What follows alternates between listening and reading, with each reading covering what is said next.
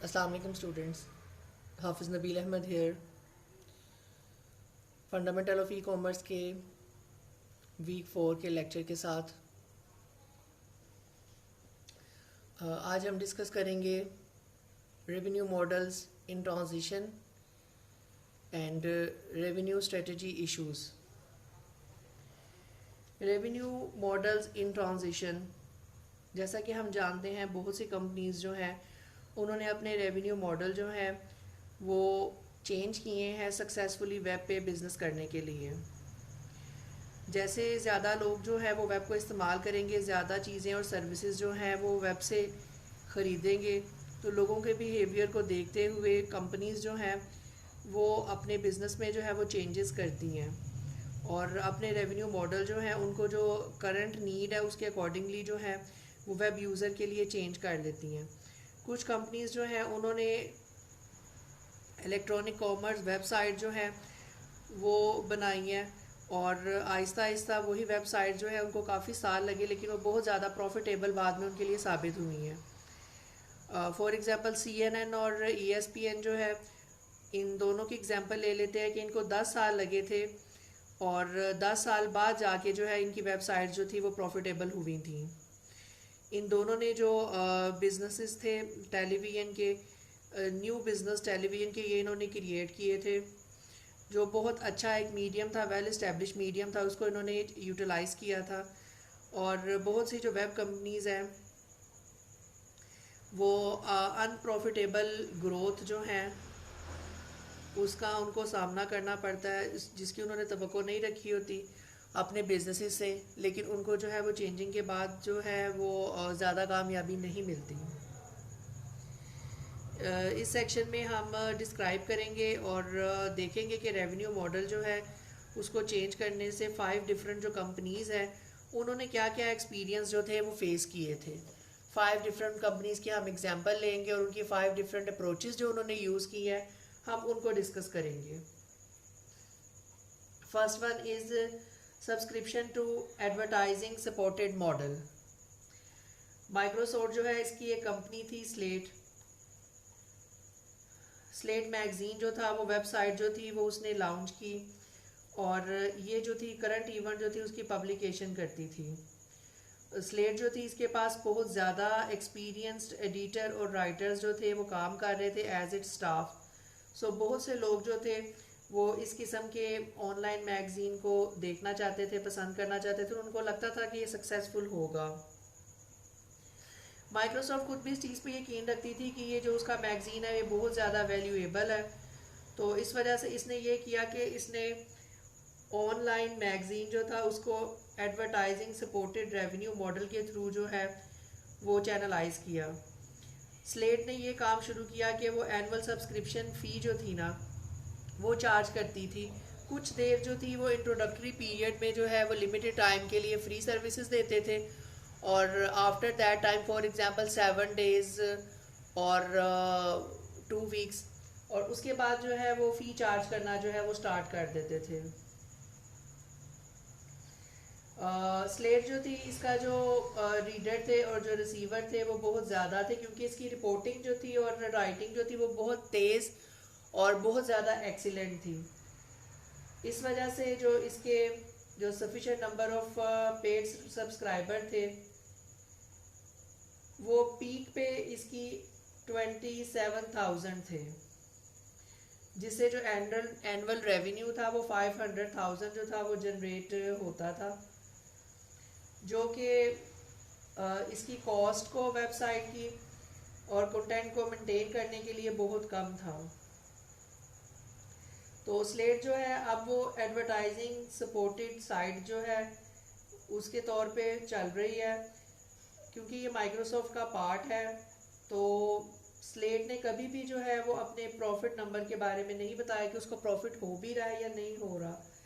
लेकिन बहुत से जो इंडस्ट्री ऑब्जर्वर हैं वो इस चीज़ पे यकीन करते हैं कि इसको कोई भी प्रॉफिट नहीं हो रहा। माइक्रोसॉफ्ट ने फिर भी जो स्लेट है उसको मेंटेन किया हुआ है और बिंग पोर्टल जो है उसके साथ उसने इसको एसोसिएट किया हुआ है। नेक्स्ट एग्जांपल जो है वो advertising supported to advertising subscription mixed model की है। इसमें ऑनलाइन मैगजीन जो है saloon.com उसकी एग्जांपल है। इनोवेशन कंटेंट जो था वो ये प्रोवाइड करता था saloon.com, और इसका जो रेवेन्यू मॉडल था वो स्लेट की चेंजिंग के बिल्कुल ऑपोजिट था। इसने ये किया कि काफ़ी साल ऑपरेशन के बाद एडवर्टाइजिंग सपोर्टिंग साइट से जो है ना, इसने ऑप्शनल सब्सक्रिप्शन वर्जन जो था उसको अडॉप्ट कर लिया। मतलब कि अगर कोई चाहे तो सब्सक्रिप्शन ले ले, अगर ना लेना चाहे तो सब्सक्रिप्शन ना ले। सब्सक्रिप्शन ऑफरिंग जो थी वो मोटिवेटेड थी कंपनी के लिए, और इसकी कंपनी की इस इनएबिलिटी की वजह से जो एडिशनल उसको कॉस्ट रिक्वायर्ड थी वो इन्वेस्टर जो थे उससे अपने ऑपरेशंस को फुलफिल कर रहे थे। सब्सक्राइबर जो थे वो एनुअल फ़ी जो थे वो मैगज़ीन की पे कर रहे थे, और उस वर्जन को सैलून प्रीमियम जो है वो कहा जाता था। इसमें ये था कि एडवर्टाइजमेंट जो थी वो इस मैगज़ीन के सैलून प्रीमियम में नहीं थी, और उसके अलावा जो डाउनलोड फॉर स्टोरेज वो भी अवेलेबल था। ऑनलाइन रीडिंग अवेलेबल थी कि जो सब्सक्राइबर्स हैं वो डाउनलोड कर लें या ऑनलाइन रीडिंग कर लें, और बाद में अगर वो डाउनलोड करने के बाद में अपने कंप्यूटर पे बैठ के इजीली उसको देख सकें और यूज़ कर सकें। जो प्रीमियम सब्सक्राइबर थे वो आल्सो जो एडिशनल कंटेंट थे उस पर भी उनकी एक्सेस थी। वो music, e books, audio books और दूसरे जितने भी एक्स्ट्रा फ्री मैगजीन्स थी सब्सक्रिप्शन वगैरह, वो उनके लिए वो भी डाउनेबल थी, वो उनको भी डाउनलोड कर सकते थे। Advertising supported to fee for services model. जी ये थर्ड मॉडल है, advertising supported to free for services model. इसमें एक्स ड्राइव टेक्नोलॉजीज़ जो है एक कंपनी उसका बताया गया था। इसने अपनी जो एडवर्टाइजिंग सपोर्टेड वेबसाइट थी वो 1999 में स्टार्ट की थी। एक्स ड्राइव जो था ये फ्री डिस्क स्टोरेज स्पेस जो था वो ऑनलाइन यूज़र्स को प्रोवाइड करता था कि आप किसी भी जगह पे हो कि आप ऑनलाइन, जिस तरह आजकल यूजुअली आपके पास जो है वो गूगल ड्राइव की एक ऑप्शन है या आई क्लाउड स्टोरेज जो है वो आप बेटर उसको अंडरस्टैंड करते हैं कि आजकल आई क्लाउड जो है वो भी ऑनलाइन स्टोरेज प्रोवाइड करता है। तो ये भी कंपनी जो थी उसी टाइप की सर्विसेज जो थी वो प्रोवाइड करती थी कि आप अपना कोई भी कंटेंट, अपने डॉक्यूमेंट्स वगैरह, फाइल्स वगैरह, मूवीज़ वगैरह, ऑडियो वीडियो, कोई भी चीज़ जो है वो आप ऑनलाइन स्टोरेज जो है उसमें आप सेव कर लें, और इन केस अगर आपकी कोई डिवाइस वगैरह जो है वो ख़राब हो जाती है या वो चोरी हो जाती है तो देन भी आपकी वो जो आइटम्स हैं, जो चीज़ें आपने, प्रीशियस चीज़ें जो आपने ऑनलाइन स्टोरेज में सेव की होंगी, आप उसको किसी दूसरी ड्राइव से यूज़र नेम और पासवर्ड से इजीली एक्सेस कर सकते थे। और इसमें ये था कि बहुत से जो यूज़र्स थे वो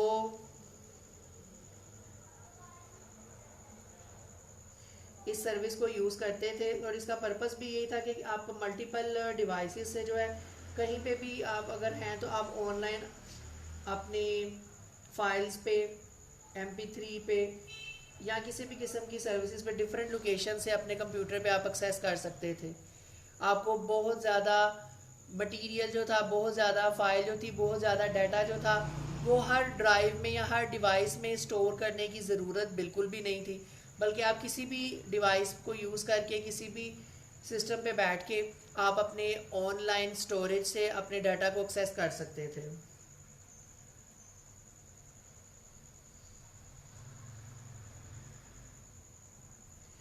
और ये जो कंपनी थी ये मतलब ईच पेज जो था उस पर पर्सनल इंफॉर्मेशन भी प्रोवाइड करती थी, जिससे एक्स ड्राइव जो था वो टारगेटेड ईमेल जो थी वो एडवर्टाइजिंग की उनको भेज देता था। जो वेब यूज़र थे उनके लिए ये बहुत ज़्यादा बेनिफिशियल और फ़ायदेमंद थी। 2 साल के बाद इसने फ्री डिस्क स्टोरेज स्पेस जो थी वो फैसिलिटी ख़त्म कर दी, और उसने ये देखा कि इसकी जो कॉस्ट है इसको रन करने के लिए, वेबसाइट को मेंटेन करने के लिए वो फ्री फैसिलिटी प्रोवाइड करने से पूरी नहीं हो रही। तो इस तरह इसने एडवर्टाइजिंग रेवेन्यू जो है उसको जनरेट करना स्टार्ट कर दिया। और उसने AOL 2005 में जो है वो ख़रीदा, और एक्स ड्राइव जो थी वो स्विच हो गई सब्सक्रिप्शन सपोर्टेड मॉडल से। और AOL जो था रजिस्टर्ड यूज़र वो एलिजिबल था स्मॉल फ्री स्टोरेज सर्विसेज के लिए। मतलब किसी भी यूज़र को जो है वो थोड़ी सी सर्विस प्रोवाइड की जाती थी फ्री स्टोरेज की, और बाकी जो सर्विसेज थी वो पेड कर दी गई थी। और ये जो पेड सर्विसेज थी ये बिजनेस यूजर्स और इंडिविजुअल जो थी उनको प्रोवाइड की जा रही थी। रीसेंट ईयर में जो डिस्क ड्राइव कॉस्ट थी वो बहुत ज़्यादा ड्रॉप हो गई, और एक्स ड्राइव जो है वो उसने मंथली फ़ी डाउनवर्ड जो थी उसको एडजस्ट करना शुरू कर दिया। और फाइनली जो AOL थी इसने अपनी सर्विसेज जो थी वो 2009 में क्लोज कर दी।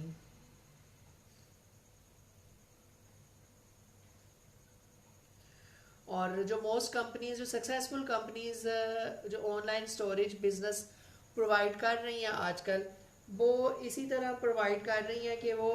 बहुत थोड़ी सी सर्विसेज जो है वो फ्री ऑफ चार्ज देती हैं, और उसके बाद जितनी आप डाटा ऑफ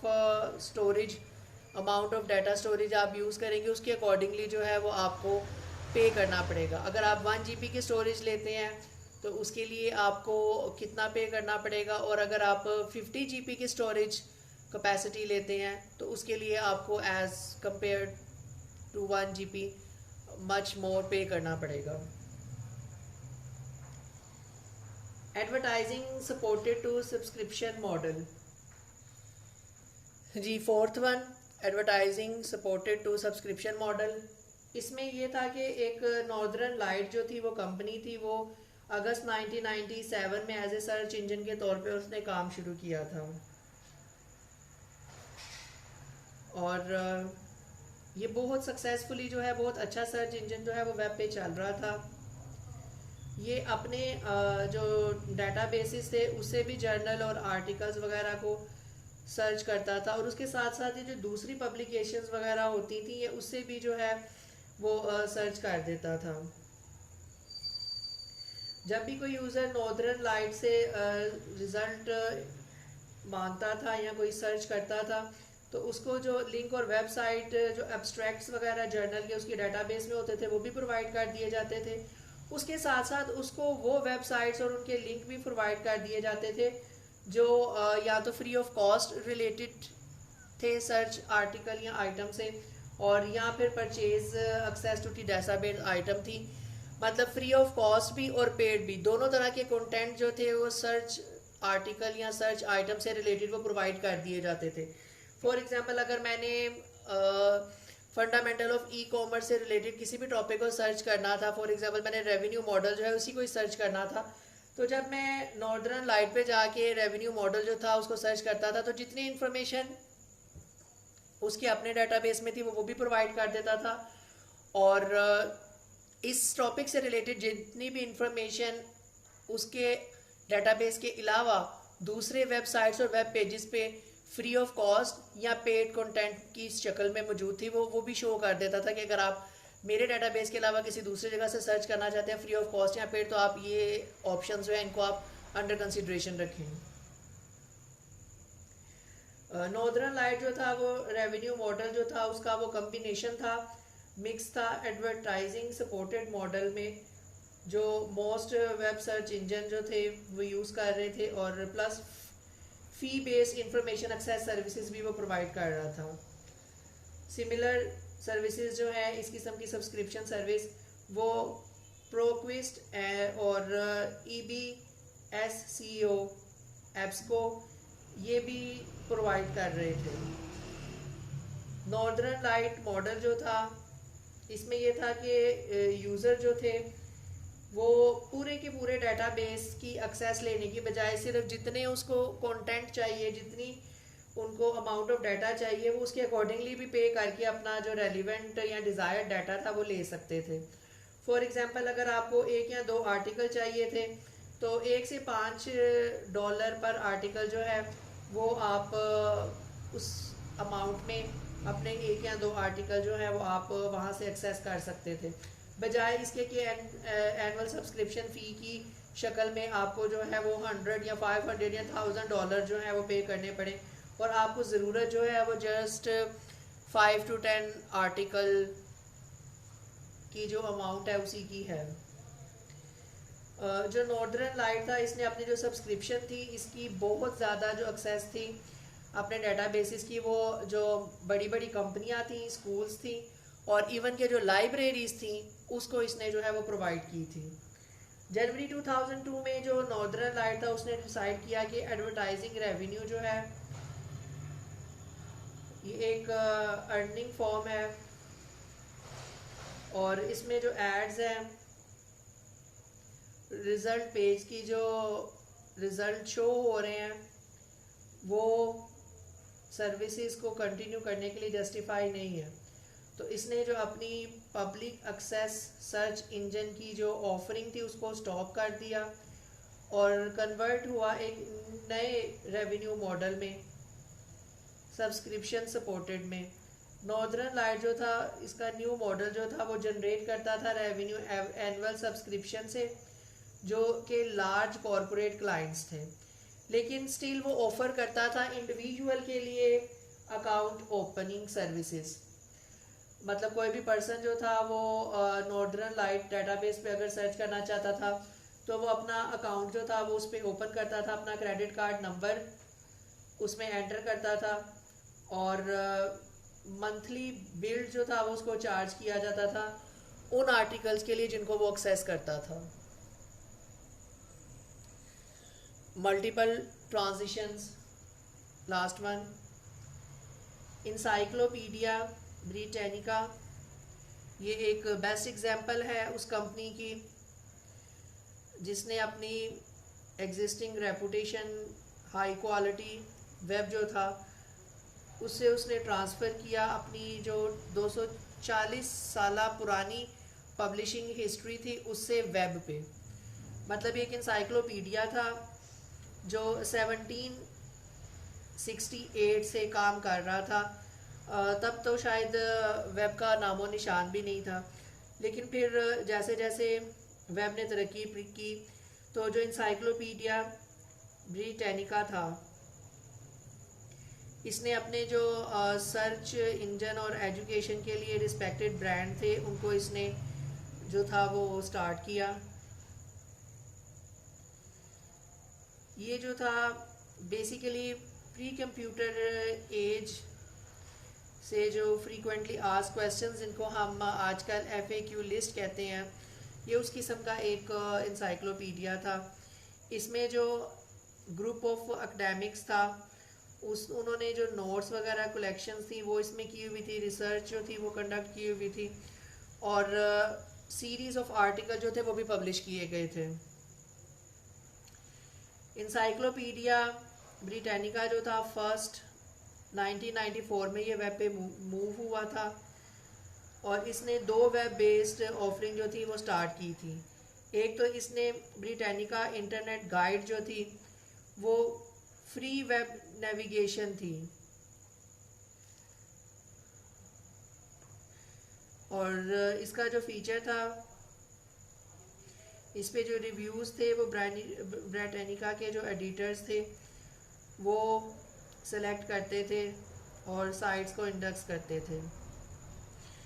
अदर वेबसाइट जो कंपनी ऑफर करती थी वो इंसाइक्लोपीडिया ब्रिटानिका ऑनलाइन था, उसकी सब्सक्रिप्शन फ़ी थी, और उसमें आपको जो है वो CD packages, encyclopedia Britannica CD package जो था वो भी अवेलेबल था,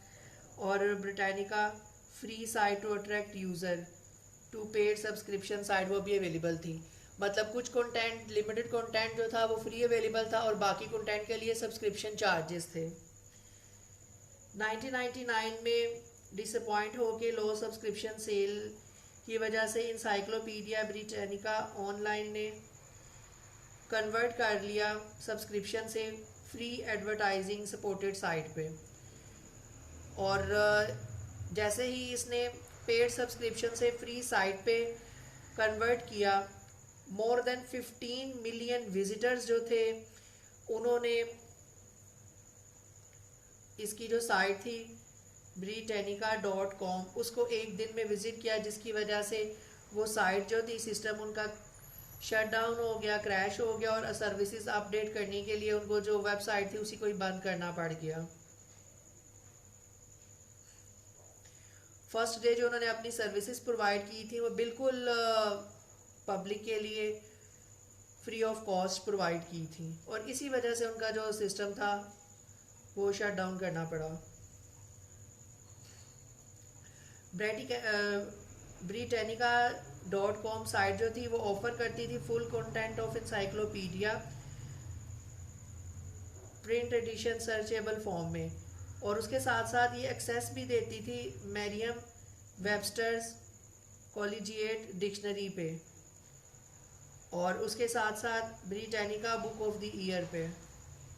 जो इसका सक्सेसफुल आस्पेक्ट था साइट का वो ये था, Britannica internet guide web rating service जो थी वो प्रिंट कंटेंट के साथ भी इंटीग्रेटेड थी।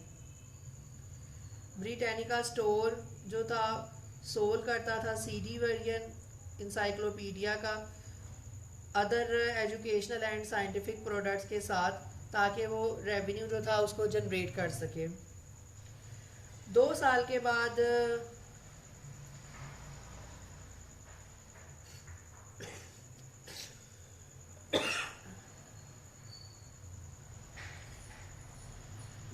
के बाद जो एडवर्टाइजिंग सपोर्टेड मॉडल वो यूज़ कर रहे थे उसमें उन्होंने प्रॉफिट जनरेट करना जो था उसकी कोशिश की, और ब्रिटानिका जो था उसका जो एडवर्टाइजिंग रेवेन्यू था वो डिक्लाइनिंग में चला गया। 2001 में ब्रिटानिका जो था वो वापस आ गया मिक्स्ड मॉडल पे, जिसमें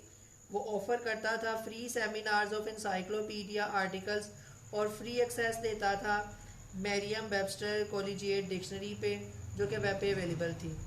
और जो फुल टेक्स्ट था इंसाइक्लोपीडिया का वो एनुअल सब्सक्रिप्शन प्लान के थ्रू, पेड सब्सक्रिप्शन के थ्रू जो थी आप उस पर एक्सेस कर सकते थे। ब्रिटानिका जो था इसने प्रिंट पब्लिशर से वेब पे जाने के लिए जो है एडवर्टाइजिंग सपोर्ट वेबसाइट जो थी उसको mix advertising subscription model means 3 जो मेजर रेवेन्यू मॉडल थे ट्रांजिशन के जो चेंजेस की वजह से उसमें हुए, जस्ट फ्यू शॉर्ट ईयर्स में जो है उसने इनको एक्सपीरियंस कर लिया।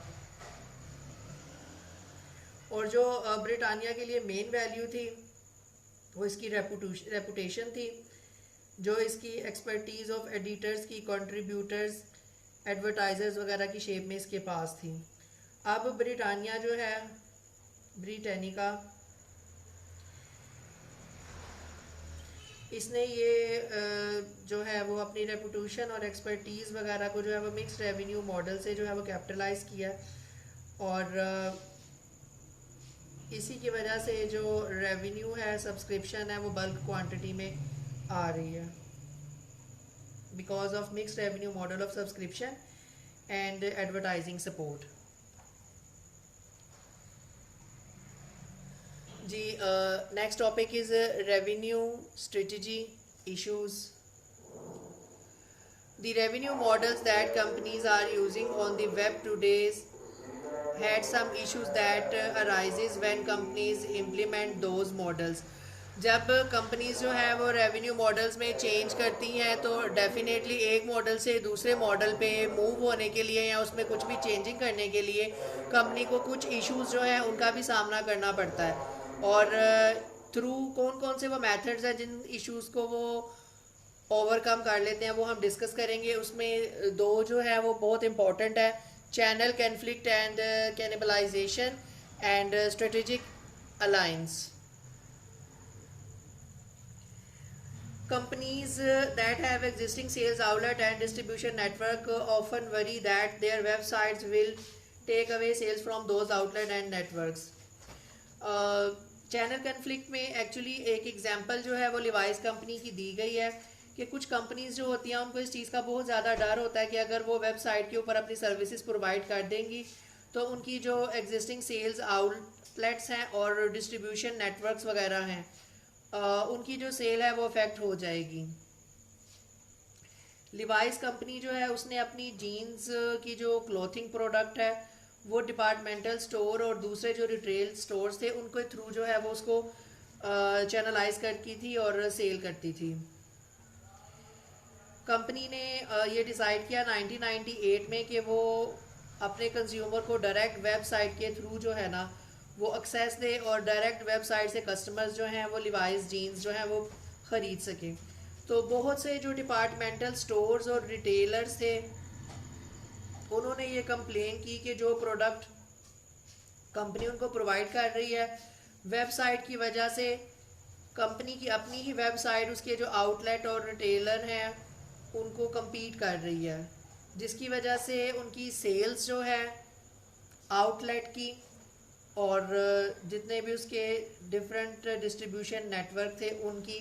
वो कम होती जा रही है। तो जनवरी 2000 में जो लिवाइस कंपनी है उसने डिसाइड किया कि वो अपनी जो प्रोडक्ट है वो वेबसाइट पे सेल नहीं करेगा। Such a channel conflict can occur whenever sale activities on a company website interfere with its existing sales outlet. तो ये एक चैनल कन्फ्लिक्ट था जो अराइज हुआ जब कंपनी के अपने ही जो डिफरेंट आउटलेट्स थे उसकी जो परफॉर्मेंस थी उसको जो वेबसाइट थी उस पर प्रोडक्ट सेल करने की वजह से सेल्स में इंटरफेरेंस हो गई और इस प्रॉब्लम को कैनिबलाइजेशन कहते हैं। इट्स मीन के कंपनी की अपनी ही किसी एक्टिविटी से कंपनी का अपना जो रेवेन्यू जनरेशन है या आउटलेट या फ्रेंचाइज की जो इनकम है वो डिक्लाइन पे चली जाए।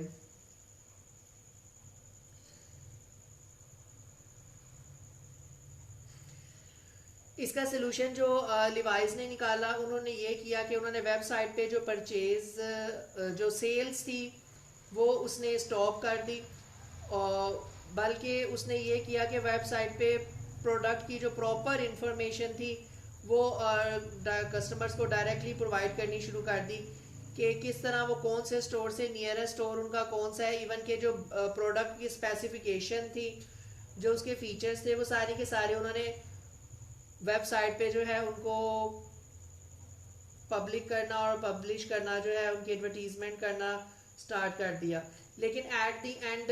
आपको शॉप के लिए शॉपिंग के लिए परचेजिंग के लिए जो है प्रोडक्ट की फिजिकली जाना पड़ता और स्टोर से जो है वो आपको वो प्रोडक्ट जो थी वो बाय करनी पड़ती थी। इसी तरह एक एग्जांपल माई टैग की है और एडी की है, वो भी इससे just up to some extent relate करती है। दी लास्ट वन है जी स्ट्रेटेजिक अलायंस। जब दो से ज़्यादा कंपनियां जो हैं वो long term period of time के लिए इकट्ठे जॉइंट फोर्सेस के थ्रू काम करती हैं तो उनको हम कहते हैं कि ये स्ट्रेटेजिक अलायंस बना रही हैं। और जब कंपनी स्ट्रेटेजिक अलायंस बना लेती हैं फिर इनका जो ऑपरेटिंग नेटवर्क होता है उसका जो पर्पस होता है वो होता है कि किस तरह से बिजनेसेस जो हैं उनको इंक्रीज किया जाए और किस तरह से अपनी प्रोडक्ट जो है उनकी सेल वेब पे इंक्रीजिंग ट्रेंड में शो की जाए। मिसाल के तौर पे लिवाइस और उसके जो रिटेल पार्टनर हैं इसकी एग्जांपल जो है वो स्ट्रेटेजिक अलायंस की एक बेस्ट एग्जांपल है। इसी तरह 2-3 और एग्जांपल जो है वो कोट की गई हैं। अमेज़ॉन जो है ये एक Amazon.com एक कंपनी है, ये बहुत सी प्रोडक्ट जो है वो ऑफ़र कर रही है और कुछ केसेस में Amazon जो है अकेले जो है वो ग्रुप्स में काम कर रही है और कुछ में ये स्ट्रेटेजिक अलायंसेस ऑलरेडी जो एग्जिस्टिंग फर्म्स हैं उनके साथ स्ट्रेटेजिक अलायंसेस बना के काम कर रही है। और इसकी वजह से अमेज़ोन जो है उसकी जो टारगेट सेल है वो प्रोडक्ट्स की बहुत इंक्रीज़ कर गई है। और Amazon.com जो है वो टीम के तौर पे काम कर रही है। इवन वो सीडी जो है और जो म्यूज़िक वीडियो प्रोडक्ट्स है वो भी आपको Amazon.com की जो वेबसाइट है उस पर अवेलेबल होंगी। और ये जो जितने भी ये अलाइंसेस अमेज़ोन बना रही है ये बोथ पार्टीज़ के लिए बहुत अच्छी वर्किंग कर रहे हैं और इसका फ़ायदा जो है वो दोनों को हो रहा है। Thank you very much. End of the lecture.